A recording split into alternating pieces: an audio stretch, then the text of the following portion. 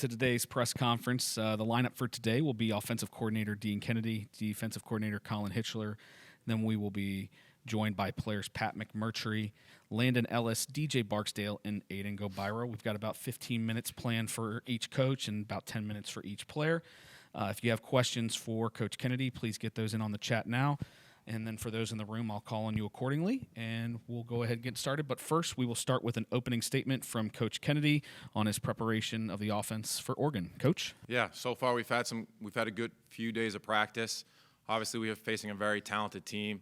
They do a lot of good things. I think their defensive line is very, very talented. Their back end, they have some freshman corners that are very good. Their safeties, their structure is a little different. But the good part is we've had a few extra days, so I think practice up until this point has been very, very good. Let's start with Katie Harper from the Daily News Record.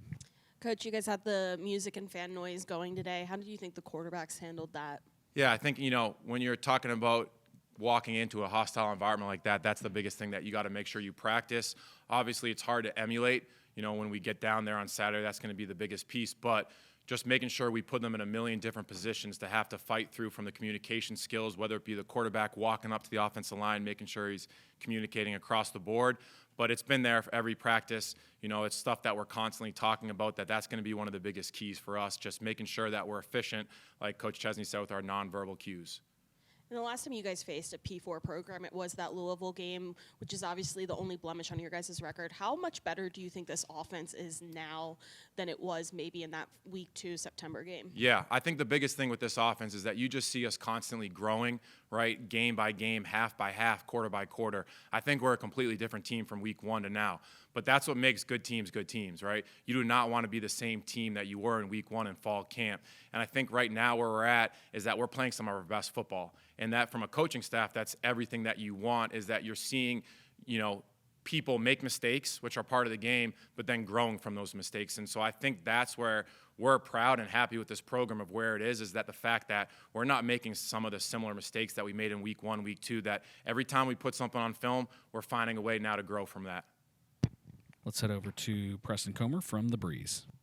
Coach, at this point in prep and watching film, what have you kind of seen from Oregon's defense, especially from their defensive line? I know they've got a couple edge rushers that have gotten up there in sack totals this season. Yeah, you just talk about the sacks. I think they have 10 sacks on third down. On third down from a down and distance of 3 and up, they pressure the quarterbacks, hit the quarterback, or sack the quarterback 44% of the time. So I think that's where they make a lot of their money on third down, where they can kind of, put their cleats in the ground and get after in passing situations. I think that's where it starts. It starts with their D-line. Just like for us, it starts with our offensive line. So we got to make sure we have different ways to manipulate them, different ways to constantly make them think and play back on their heels, which we're going to have to do. But you see a group that plays really hard. And I think when you see players, 11 players flying to the football, it just speaks in terms of how they're coached, right? That they're probably constantly working pursuit drills, constantly working, finding ways to get to the ball. I think they have, they forced 9 fumbles. They've had 13 interceptions. So there's 22 turnovers, right? They have 23 sacks on the year. So each game they're averaging about 2 turnovers. They're averaging about 2 sacks. So we got to make sure we do a good job of eliminating, right, those negative plays, of eliminating drive killers, of the turnovers, right? And there's going to be bad plays in the game. And what we're constantly stressing is we can't make a bad play worse, right? If a defensive end beats the offensive tackle, well, it's the quarterback's job to find the outlet, find the check down, find a way to get rid of the ball so we're still staying ahead of schedule. And going off of their pass rush, one of the things that Alonzo's really improved on this season is the sack numbers going down. Mm-hmm. What have you kind of seen stand out in those numbers going down? Yeah, I think there's 2 things from that. I think the first thing is the fact of he's willing now to utilize his legs and, especially on passing situations where he's ready to take off and add a different element that the defense has to game plan for. And then this is his second year in the system, right? So this is his second year of now seeing different defenses, right? And I think he's at the point where there's not many structures, blitzes, pressures, coverages that he hasn't seen. So an understanding of trying to, basically have a checklist saying, all right, is this guy going to be open, pre-snap, post-snap, and basically processing information at an elite level. That's where I think he is now, where he's a step ahead, right, is that he's able to process information at a very, very high level, and the game slowed down for him, right? So he has an understanding of, hey, I can eliminate these 3 different receivers. I'm probably going to go to this guy and find my check down, and I think that's where he's grown a lot.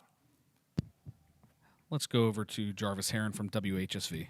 Coach Kennedy, when you're playing football mid-December, obviously your opponents, they're going to have a lot of tape on you guys and vice versa. Yeah. How much of it is there any, I guess, thought process into, and I don't want to say installing new things, but just implementing maybe some new or tinkers, if you will, to kind of keep your opponents on, yeah, I on think edge, there's if you two will? things with that. Stuff that you've shown on film. At this point, like you said, you're going to have tendencies, right? You're going to have an identity of what you're trying to do, whether it be situationally, first and second down, first quarter versus fourth quarter, whatever the case may be. And I think at this point, right, when you're in these games, you got to make sure you use those tendencies, for yourself, right? Find the things that you do and play off of it. And that's those things that you're constantly doing throughout the year anyways, because, look, they got a good coaching staff too. They're going to find things that we do, whether it be our left tackle, our quarterback, our left guard, whether it be every time we're in this formation, we're trying to run this scheme, throw it to this individual person.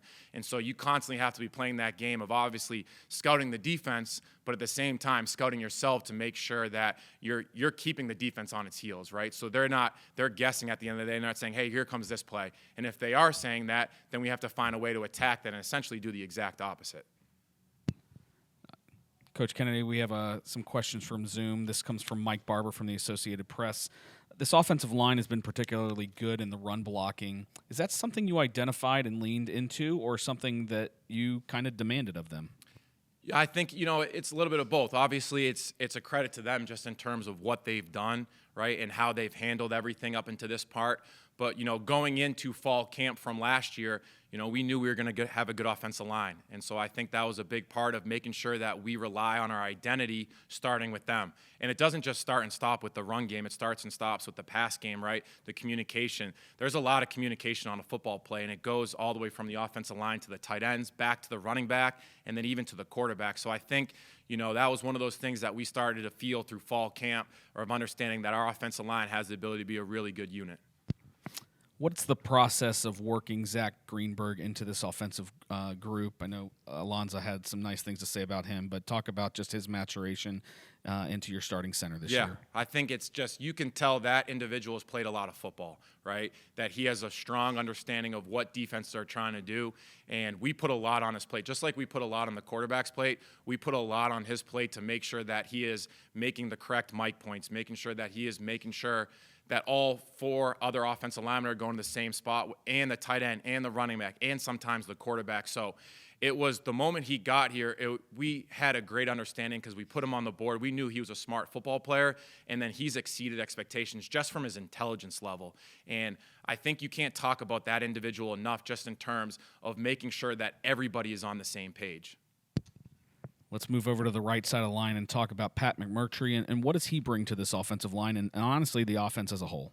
I think, when you start with him, you're starting with the offense as a whole. He brings this calm, confident demeanor, right? Very rarely are you talking about Pat McMurtry saying, hey, he had a mistake on this play. He had a mistake on this play.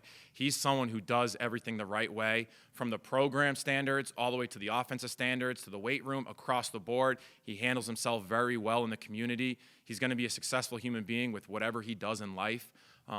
But then you talk about, obviously, for the offensive line, he's someone who's played a lot of snaps. He was with us at Holy Cross, so he had a great understanding of the offense. And where I think he's grown a lot, you've seen him, talk a little more, be a little more communicative with other players across the board, just from understanding our offense when we first got here. He was a huge piece, right, of basically being another coach, of helping everybody else get on the same page.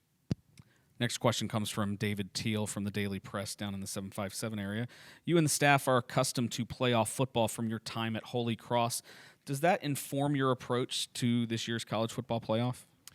Yeah, 100%. I think when you have some familiarity with it, for sure. But I think the big thing is that our players believe right now that we're not just coming into this game just to prove that we fit, right, or that we belong in the playoffs. We're coming in to win, and I think it starts with our football team. It starts with the players who are actually out there lining up and playing the snaps, is that every game, every situation that we've been in, they've had a constant belief. We've been in games, we've been down. You look across the board, not one person has thought we're losing this game, right? There's been games we've been in tough battles all the way through the fourth quarter, right? And I think that energy is infectious, and right, you can feel that across the program, that everybody believes in themselves and everybody believes in their teammates, and it starts with our players, in my opinion, where they've done an unbelievable job with that.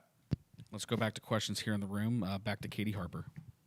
You guys against Troy had a bit of a down performance in the passing game, some dropped passes, and how have you seen that group respond in the prep to this weekend? Yeah, I think they've done a great job, and I think, you're going to have some of those games, right? Especially with some of the previous games we've had before that individual game. So it's about how you respond, but it's also about how you respond in the moment, right? Obviously, we're going to make corrections, right? And like I said, a few questions ago, is that there was no, disbelief in terms of that we were going to win the football game.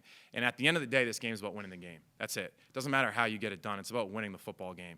And that's where I think they took ownership in other aspects of the game. Sure, the passing may not have been in tune, but in one of our last touchdowns, Landon Ellis had 2 pancakes, right? Took away a safety. So making sure that if one thing's not clicking, there's a whole nother element to this football game, right? Whether it be running the ball, play action, however, screen game, whatever the case may be, and taking ownership that we need to make sure we excel on that level. And that's where you saw, in my eyes, obviously growth that we've had throughout the season, is that it may not be clicking, but at the end of the day, it's the understanding that then it's someone else's job to get the football. It's someone else's job to run the ball in between the tackles. It's my job, right, to go ahead and fulfill my assignment and block in the perimeter. And that's what you saw, right? So obviously we've had a few extra days to make sure we clean those mistakes up, right, from this practice. And I think they've done a good job of responding, right, from that standpoint. And when you have moments like that, how much of a game changer is a player like Wayne Knight that can kind of use it on the ground when it's not going right through the air? Yeah, I think he's a game changer in general. He's a mismatch problem. He's done a great job of getting the ball out of the backfield. He's done a great job of running in between the tackles, running our perimeter run game. So he's a true third down back, right? There's no real reason to take him off. He can do everything that we ask him to do. And I think he's been huge because even if we are in those situations where we have to run the ball, with him being on the football field, right, you still have to have a plan for him in the pass game. And that's where even if we get into those games, we still have the ability to find a way to get him the football. And I think that's where his game has grown, and he's done a great job of understanding of all the situations. First, second, third down, there is no real reason to take him off the field. Now, I know he's associated with special teams and these other things where we got to give him a break, but he's done a great job of just understanding and taking his level to the next step from the mental side of things because we put so much on his plate. Let's go over back to Preston Comer. Coach, as a play caller, how much does it give you, I guess, an advantage when you have tight ends like Lakota and Fife that have established themselves as such willing blockers? Yeah, and that's where it starts. If we talk about, our identity as the offensive line, where that extension can't start and stop with them, right? You need 11 players to buy into what we're doing, right? So if you're having 5 offensive linemen block and then everybody else is doing their own thing, that's not going to exist with what we're trying to attack and how we're trying to build our identity and how we're trying to maintain first downs and put the ball in the end zone. So now it goes from the extension of them. You talk about the tight ends, right? I think the cool part about them is, like you said, they're very willing blockers, but they love it, right? They bought in from every single thing that we're asking them to do, and we put them to a lot of situations. You look at just from the film this year, we've lined them up as wide receiver 1, wide receiver 2, field wide receiver 2, field wide receiver 1, in the backfield, tight end alignments on the ball, off the ball, in the running back position. So it goes back to kind of what I said with Wayne is, first off, you have to have smart football players. And that's what everybody across this team, in my eyes, they're smart football players. It allows us to do a lot. And then you talk about just they're willing. They love blocking, right? Obviously, they want the football. Everybody wants the football. But I think where this team, and it kind of, in my eyes, the tight ends epitomize it, is because they're asked to be in the pass game, they're asked to be in the run game, they're asked to be in the protection game. They're besides the quarterback and the O-line, they're in all 3 phases from an offensive element. And they're able to excel at a high level strictly because of their intelligence level. And we're able to do a lot because of how they understand football. So I think a lot of the stuff that we do, we put a lot on their plate. And we talk a lot, when we install something, hey, this is going to take a minute for you guys to understand, right? Let's make sure we make these mistakes on Tuesday for base downs. Let's make sure we make these mistakes on Wednesday. Where I think they have a great understanding is by Thursday, when it's time to clean everything up and put all situations into one practice, is that they very rarely have a lot of mistakes. And I think that speaks volumes of who they are. Joined by defensive coordinator Colin Hitschler ahead of this weekend's matchup at Oregon. After an opening statement from Coach Hitch, we'll open up the floor to questions as well as those on Zoom. So please get your questions in the Zoom chat if you have any for the defensive coordinator. But Coach, the floor is yours if you'd like to make an opening statement on preparing for Oregon. Yeah, just excited to be here, excited for the opportunity to go play. guys are working hard. It's been a, fun few weeks here and just fighting for every practice, every inch we can get to get better. Katie Harper from the DNR, kick it off. You guys have now become the first to do quite a bit of things. First team to win the Sun Belt in JMU history, first to make the college football playoff. Watching how they practice and go about it, how comfortable do you see them in that kind of position?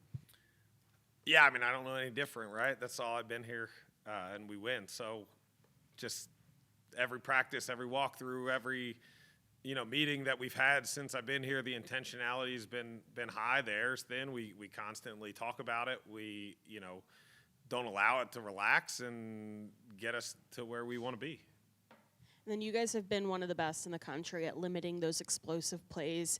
What kind of goes into doing that? Is it a pride thing with your guys where they want to make sure that that's not happening, or is it just kind of what has been preached to them so far from the staff? Yeah, I mean, I think it's a ton of things. There's definitely been too many explosives and moments we would love to have back on the season. I think forever, within my career, I think that's something that, we've been successful against. And a lot of that has to do with some of the different shells that we play on the back end and, just intentionality and keeping the ball in front of us. Obviously, we know we got to create takeaways and we got to stop explosive plays to win games, and especially big games. And we got to do a good job of that on Saturday night. Let's go over to Preston Comer from the Breeze. Coach Chesney has talked a couple times now about how out of the coaching staff, you're the one that's most familiar with some of the metrics that go into the CFP resumes. Were you talking with the coaches or players about any of those things leading up to the selection show? No, I mean, we don't have to waste our time on that stuff. We're excited to be here. Obviously, last year I was at Alabama and we were the first team out. So, it's just interesting how the committee can spin things and change things from year to year, and it is what it is. It doesn't matter. All that matters is you're in and you got a chance, and we got to go make the most of it from this point going forward. Moving on to Oregon's offense, they've got 3 guys in the backfield that have had a very good season. How do you kind of prepare your defense for 3 different backs that can all attack you? Yeah, I mean, that's not it. They have another guy that's been sitting out most of the year for redshirt purposes that he could come back. They have another kid that was injured that had a lot of yards early in the year. I mean, when you play a team like this, they have – doesn't matter who's handling the ball, he's a playmaker. They got enough playmakers that they're not going to hand the ball to somebody that they don't think can make an explosive run at any moment. So we got to do a good job. We got to respect every single person on that field. But we can't give them too much respect. We gotta tackle, and we gotta play with that chip on our shoulder that we've played with all year long. Let's go over to Jarvis Heron from WHSV. Kind of sticking with Oregon, Coach, curious what you've seen out of their quarterback. I know some view him as an NFL draft prospect. What have you seen? Yeah, just a prospect, not like the top 5 pick or anything like that. He's phenomenal. I mean, he's got all the gifts in the world. He's big, he's long, he can run, he sees the field well, he can exploit a defense, and there's no throw that he can't make. So, I mean, that's why he's there. That's why he's, being talked about in that light. But we got to do a good job. You got to challenge him to beat you with his arm and with his legs, and you got to mix it up and change looks up, and maybe it'll rain really hard. When we talked to Coach Chesney yesterday, he was talking about their offensive line and just kind of the continuity up front and how it's really in sync with their run game. I'm just curious if you could kind of elaborate on that a little bit more and what you've seen and how you go about disrupting that. Yeah, they got a phenomenal scheme, elite coach, offensive coach. I mean, obviously he just gets an SEC job, so he's really good. Their O-line coach is known as being the best in the business in a lot of ways, and you don't see them miscommunicate. You don't see them miss blocks.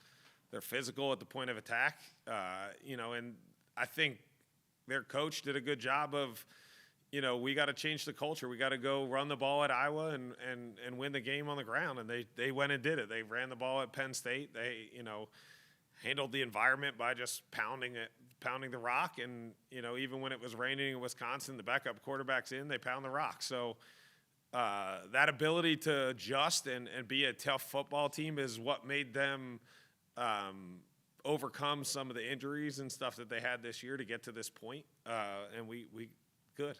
That's how we want it. We want a physical game. Coach Hitch, we have a few questions from Zoom here. First from Mike Barber from the Associated Press.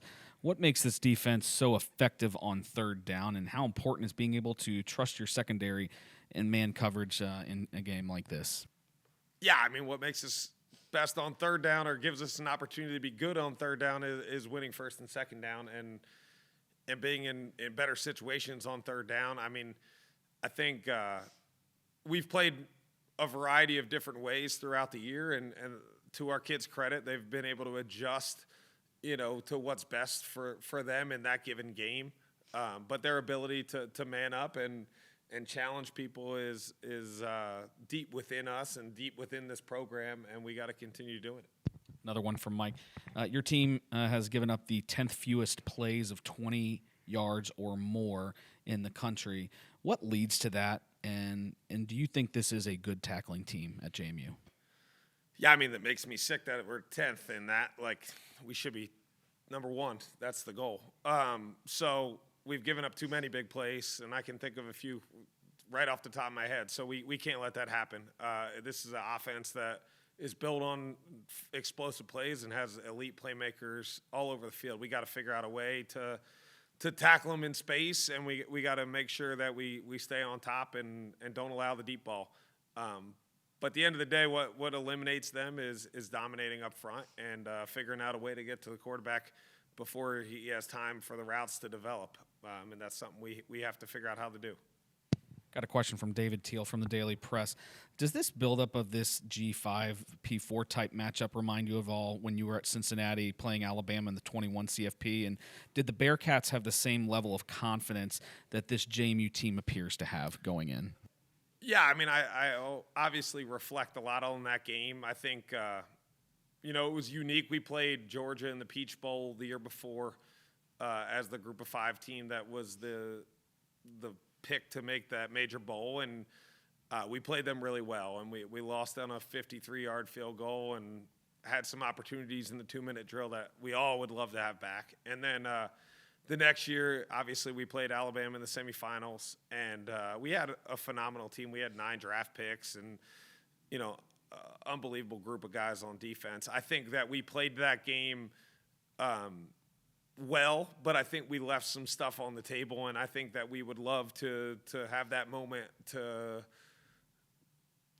relive it and give ourselves another opportunity at that game. I mean, obviously, they had a Heisman winner and a elite quarterback on that end, but I think that we left some plays on the field, and especially that first drive. We didn't come out with the intentionality and physicality that we had played with all year. So it's just a great learning experience for me. I'm one of the few people that's probably been in those shoes to be in this Group of 5 game playing up, and we talked about it today, right? There's Cinderella stories in every other sport.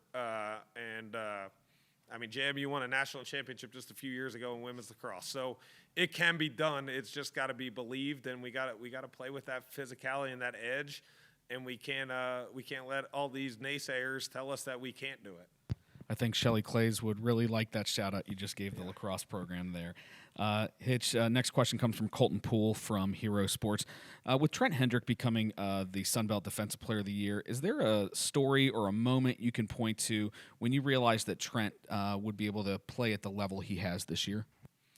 No, I think to discuss Trent and just the cool part about that kid is he gets better every single practice, every single walkthrough, every single meeting, the intentionality that he has, his willingness to come and sit in every single staff meeting we have and just learn and learn and learn. Like, that's what makes him great, is he just keeps working to get better, and that's to the credit of him and a lot of these older guys, whether it be JT or Bush or some of the guys that have been around.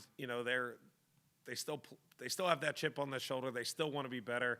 They still have that intentionality to raise their game to the next level, and that's what makes great teams. Let's go back to questions in the room. Back to Katie Harper. You mentioned the chip on your shoulder a few times now. As a defensive guy, how much do you notice maybe your team liking that edge of, maybe being viewed as an underdog in this game? Yeah, I mean, what we're viewed on the outside world doesn't matter. I think we try to play with that chip on our shoulder. We play with that edge.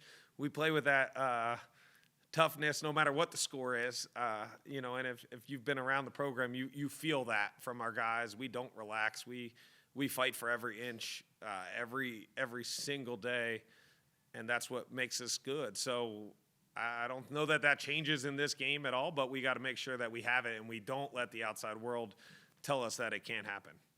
And what's it been like to watch a younger guy like Sayer grow and develop and then have the performance that he did against Troy and then still kind of have this chance to keep getting better this season?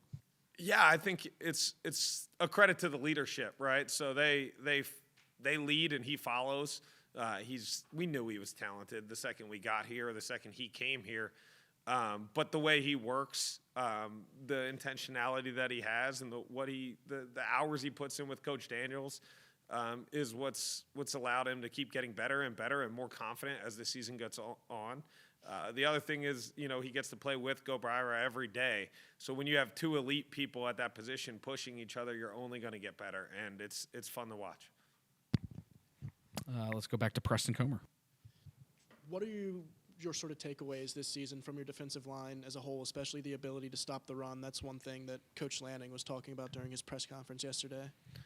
Yeah, I mean, we play with a lot of dudes. They work really hard. Coach Daniels does a great job with them, and they practice with an intentionality and an effort, and they run and hit every day. So it's no surprise when it shows up on game day. You can't ask for anything more. Guys that, put the team in front of themselves, and that's not always easy. It's not easy to be a backup in college football, especially when you're transferring from somewhere where you were maybe the star player of that team. And to their credit, there's 3 or 4 of them in that room that have done that and come off the bench, and that's the number one reason why we're here.